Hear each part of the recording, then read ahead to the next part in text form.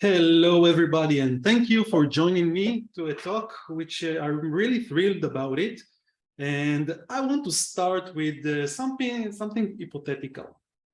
You're sitting in your office and you are coding your app, and your app is very fast and it runs smooth on your laptop at office, and you think that it's the best and the coolest app that you ever wrote.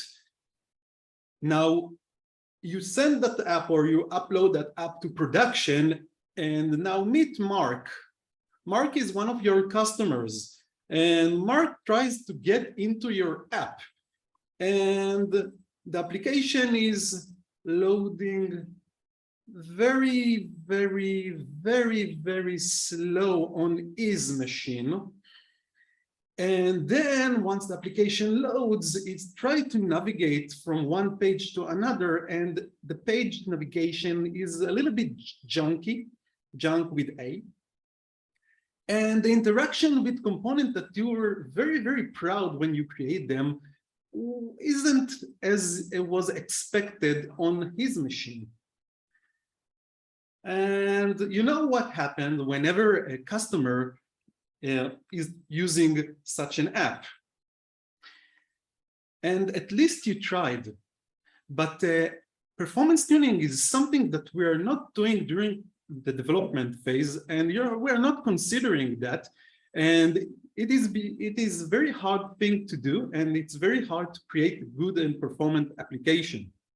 But in this talk, we're trying to understand a little bit about how we can add a process of performance tuning and profiling by profiling your application during the development phases in order to make Mark happy. So if you're not familiar with me, I'm Gil Fink. I'm the CEO of sparXys. It's my own consulting company. We have only one worker, me, myself, and I. I'm a Google developer expert in web technologies. It's an award that Google gave me since 2019. I even wrote a book about the development of single-page applications around 2014. It is called Pro Single-Page Application Development.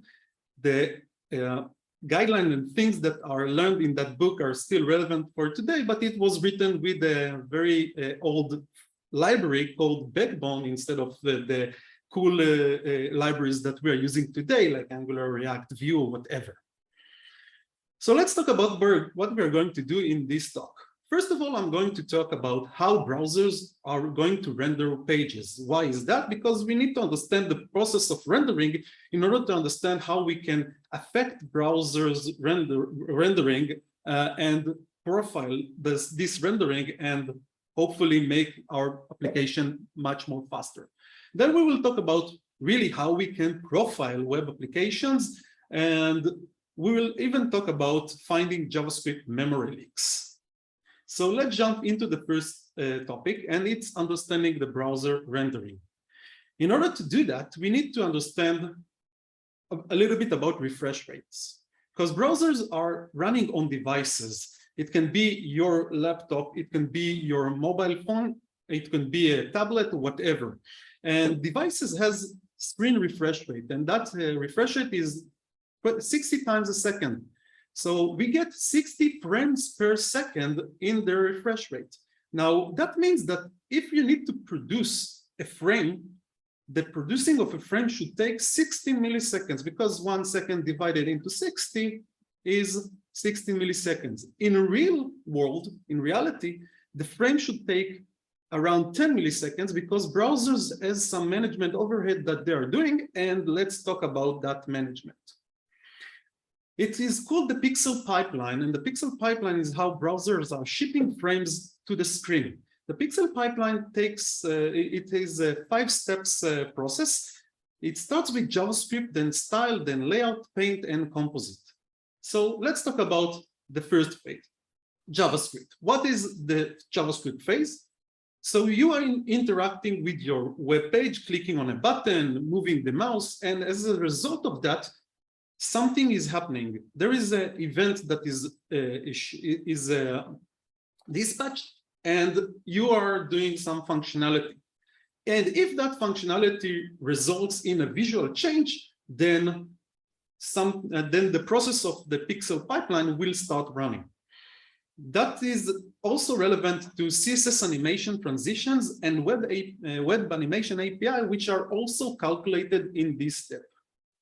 Then the second phase is starting. It is called the style phase. In the style phase, the browser is going to figure out how to apply style on each and every element in the web page according to the CSS rules that you created and are available to it.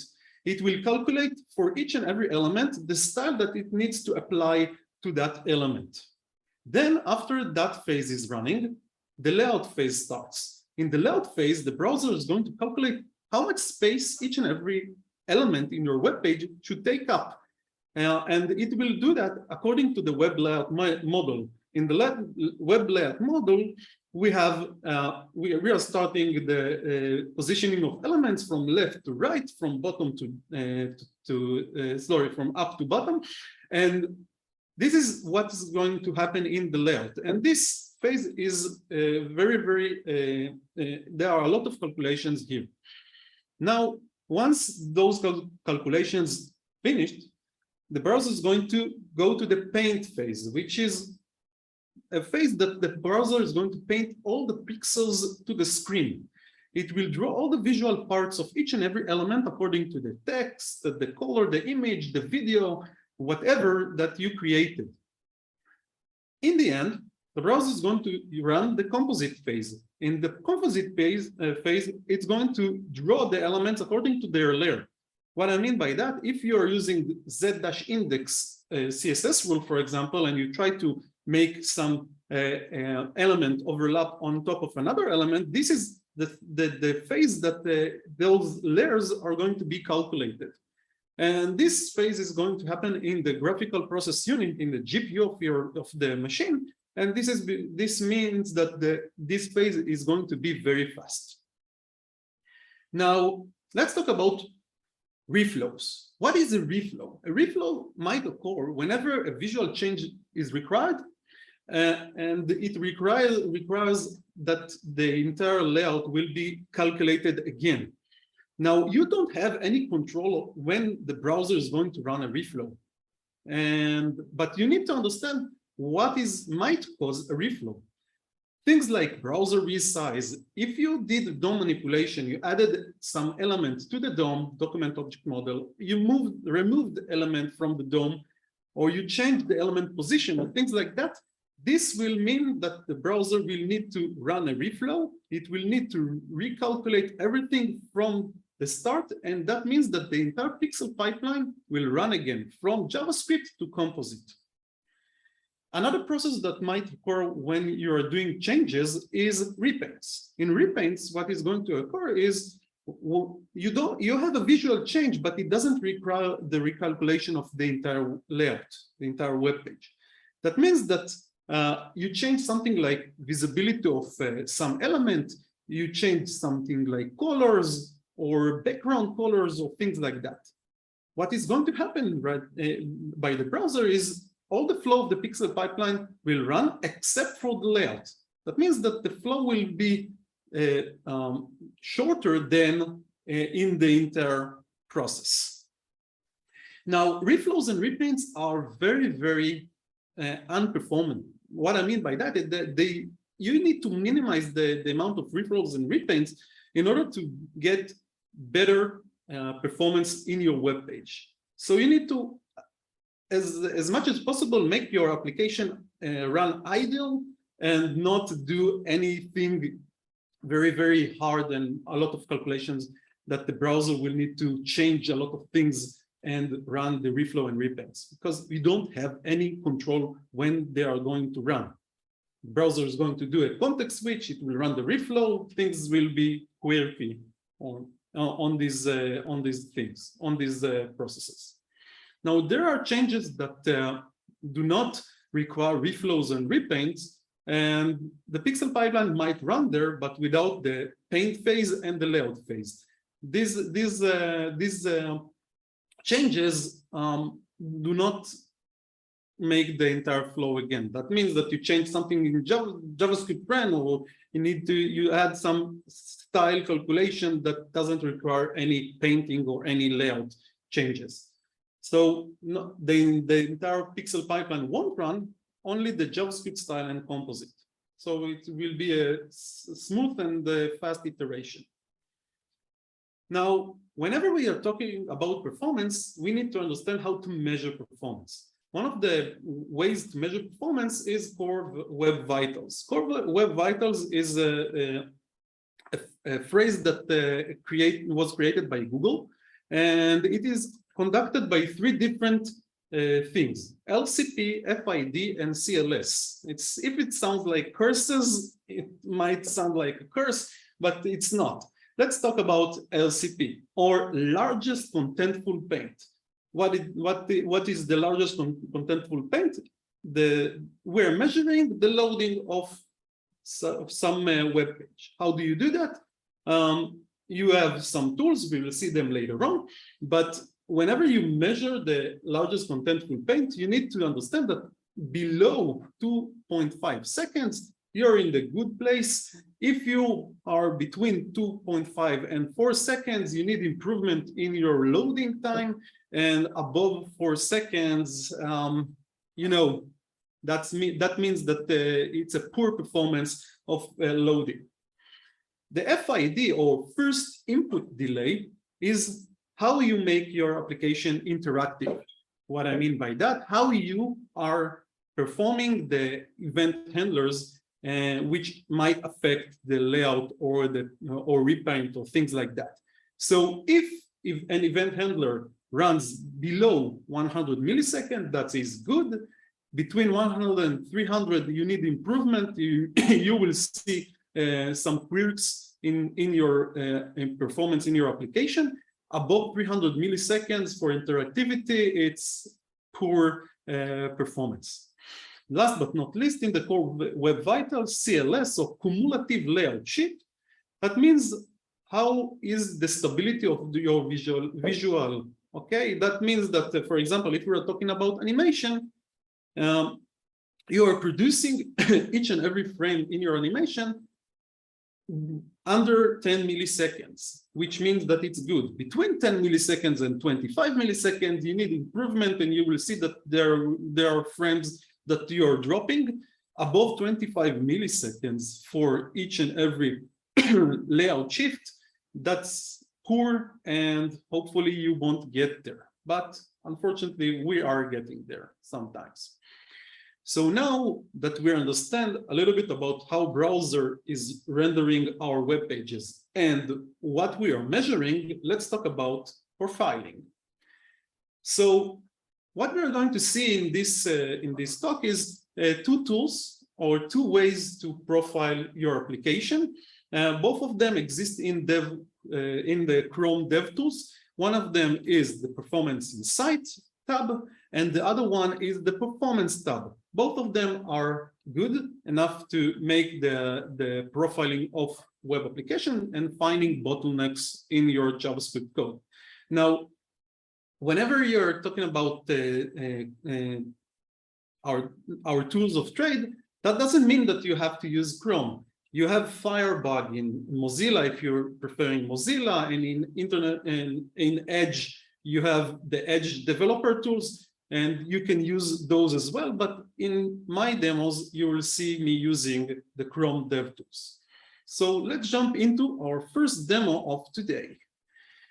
And in the demo, what you're seeing here right now is a web page.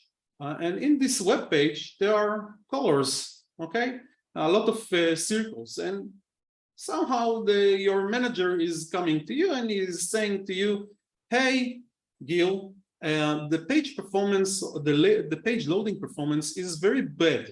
Please check why this thing happened. So what you're going to do at first is open the developer tools, and then go to the Performance Insight, and you can press the Measure Page Load button, and what is going to happen is the Performance Insight tab is going to reload the entire page, run a lot of metrics there, and then it will output some data to you that gives you the insights about things that ran inside of this loading. Okay, so for example, we can see that we have some very long tasks here. You see the LCP and the first contentful paint, and when the DOM was loaded and things like that inside this graph. And on the right side, you can see that we have all the things that happened. Okay, and it took almost 3 seconds to load this web page. Now, if I will look at the insights here, I might see things like long tasks. So I will open this and I will try to figure out why did I have this long task here. And there is indication of a component here that ran some function, and we will see that in a few seconds. So, as I said, one way to measure your application is open the performance inside, get some insights, and as you can see, how to fix. There are suggestions how to fix this problem. Optimize the function in this task to avoid that the main thread work longer than 50 milliseconds. Okay, so there are insights and some tips of how you can solve them. Now, another way to measure things is the performance tab. In the performance tab, what you can do is to measure the loading, you can run this press on start profiling and reload the page, or just run Control-Shift-E, or do it here. Okay, there are 3 options. So let's profile the things again here. let's see the calculation. Okay, so everything is processed, and what you see here is a timeline and all the things that happened inside the timeline. And in the timeline, there is indication of a long task here. This is the red square here. And what you can do is open, for example, this bottom up tab. Okay, let's open it. And again, we see that the jumping into our view, that there is a function called decimal to hex that ran a lot of time. Okay, we spent 1 second out of the entire loading in this function. There is another function called ng-on-init that is also doing something that is very performant. So what you need to check or to try and find is you need to try to find the things that you wrote inside this waterfall. Okay, and as I said, there was the color component here. Okay, here it's again things like core.js or subscriber.js or things like zone. These are from the framework that I'm using. If you're not familiar with the framework, it's Angular. Okay, so let's jump into the application itself, and let's take a look at the decimal to hex function, which I took from the internet. And you can see that there are a lot of calls to decimal to hex in the ng-on-init, the initialization of the component. Each and every color component or each and every circle that you see on screen runs the same initialization. It is writing to the console the color that it got, red, green, and blue, and it is changing its background using the decimal to hex on red, green, and blue. Now, let's try to figure out, can we do better? Can we avoid this decimal to hex calling? So if I'm asking, probably the answer is yes. So let's do it. Let's find the better way to run this. So I want to paint the style of the background, and I have the colors of red, green, and blue. So why won't I use RGB function in CSS? Let's try it. Let's erase all this code and let's just do the following. Okay, this element native style background. RGB with red, green, and blue. Okay, I found a solution. Now, what I'm going to do is I'm going to get back to my web page. Okay, I'm going to clear the results. I'm going to run the profiling again. And once I'll get the output, let's see if things got better. So you can see that that we improved the 3-second loading, and now it's only 1.3-second loading, which is great. Okay, low 40% of what we had before. And if I'm going to look at the total time here, then just a moment. Let's just drill everything up. So the total time here, you won't find the ng init in the beginning like we saw earlier, okay? And you will only find things from the framework, okay, which is cool. The framework took a lot of time to create the web page. So we fixed the bottleneck here and we made our page faster. Now, let's talk about what I did and how it worked.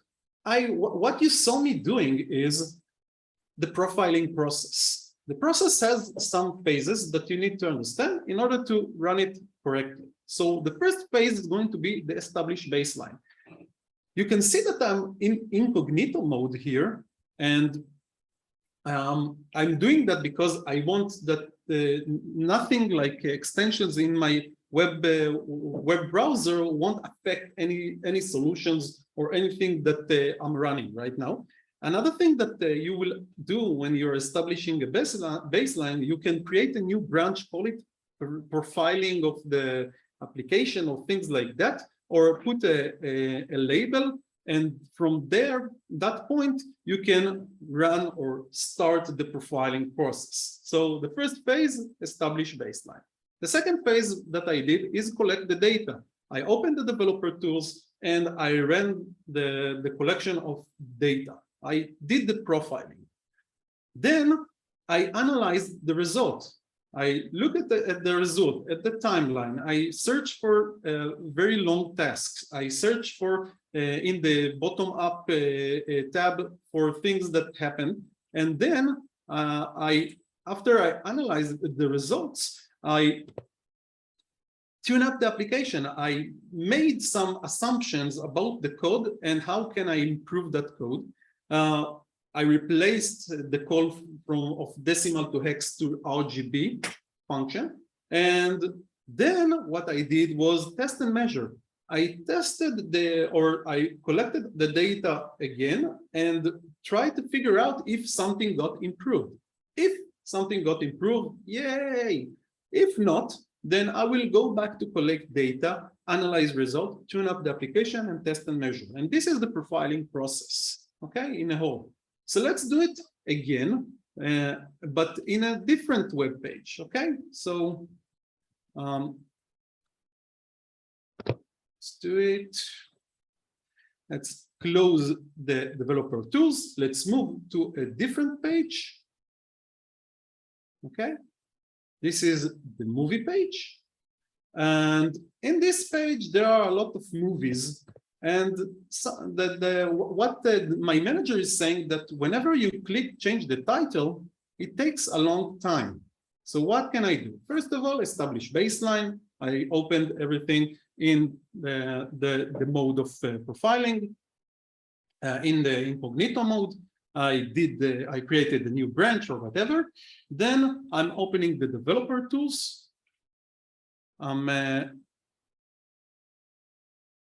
Sorry, something in my mouse isn't working very good. Just a moment. Okay, mouse is working again. I'm going to start the profiling again. Now I'm going to record, but not the loading. I want to check some event. So let's press record. Let's run the change title. The title changed, and let's stop it. And let's try to figure out why things ran so slow. You can see that we have a long task here. So let's go and open the bottom up. In real world, it won't jump into your view, okay? You will have to dig down into everything that happened. So I can see that most of the time we spent in ng-do check, okay? This function. I can go even to that function. So let's open our application and let's try to figure out again what is happening. Okay, so we have here the change title, and all it's doing is calculating the number and the title in some movies component. But what is happening is every time something changes in the movies component, all the movies are re-rendered. So what can I do? If I'm familiar with Angular, I can change the change detection strategy from default to on push.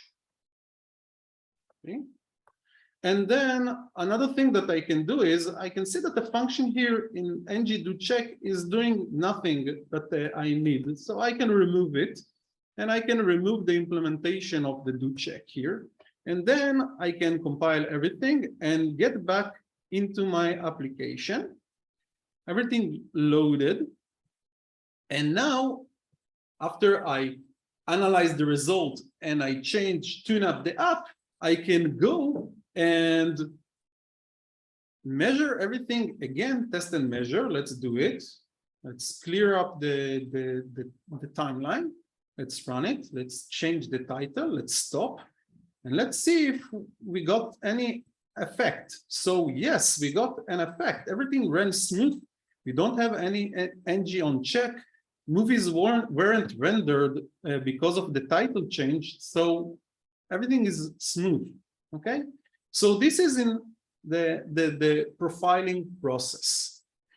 Now, as I said, the next topic that we are going to talk about is memory leaks in JavaScript. So a story.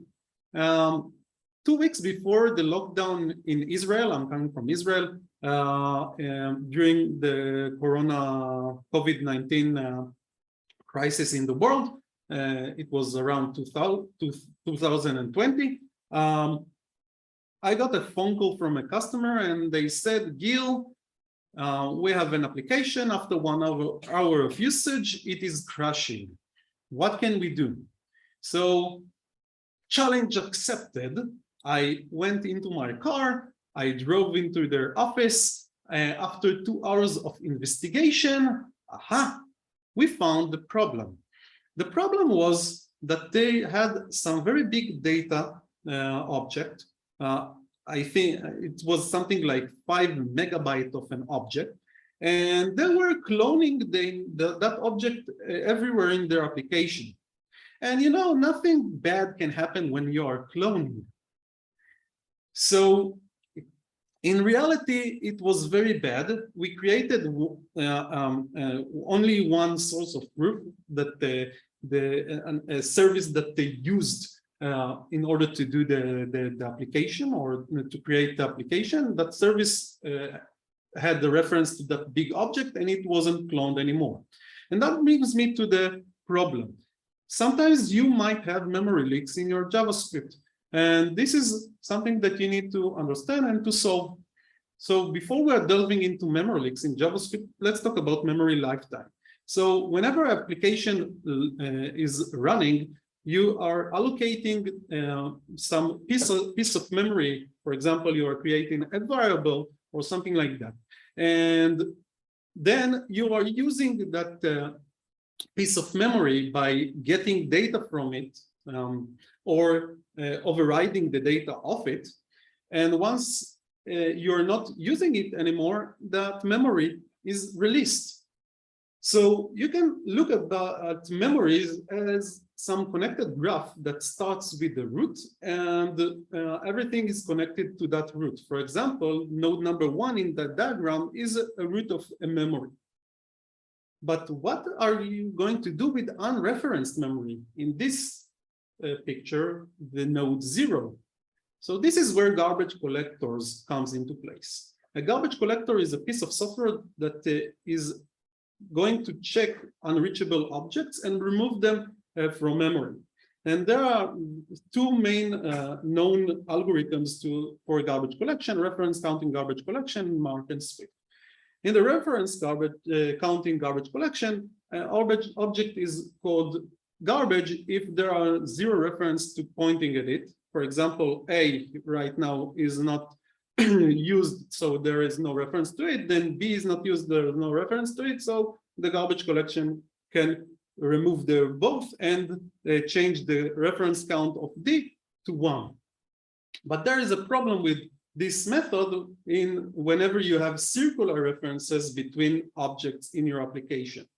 So this is why in most browsers you will have the mark and sweep algorithm. How mark and sweep goes or works: you have a garbage collection route that marks all the allocated object references from that route, and everything that isn't marked in the garbage collection cycle is swept from memory. Now, a memory leak is a memory that is required by our application, but isn't returned to the pool of free memory. And somebody will say, that can't happen in JavaScript. It will happen in JavaScript, and these are things that might cause memory leaks. First of all, accidental global variables. Whenever you are creating some global variable, it stays in memory up until you close the application or you clean that global variable. Forgotten timers and callbacks, event handlers that you didn't remove from when you wired them before. Add event listener, you need to remove event listener. Whenever you're doing set interval, you need to clear the interval. If you're not doing that, the event handlers might be stuck in memory. Closures, there are rare occasions that closure can cause a memory leak, but it's a very, very specific thing that you need to do. And most of the times you won't do that. For example, reference some global variable from a closure. Don't do that.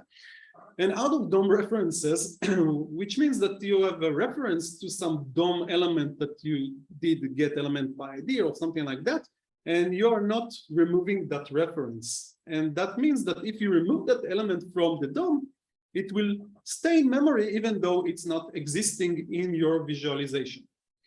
Now let's talk about how to detect memory leaks in the browser, and then we will wrap up the session. So you have again the dev tools. And you have also the window.performance object that you can use in order to find some memory.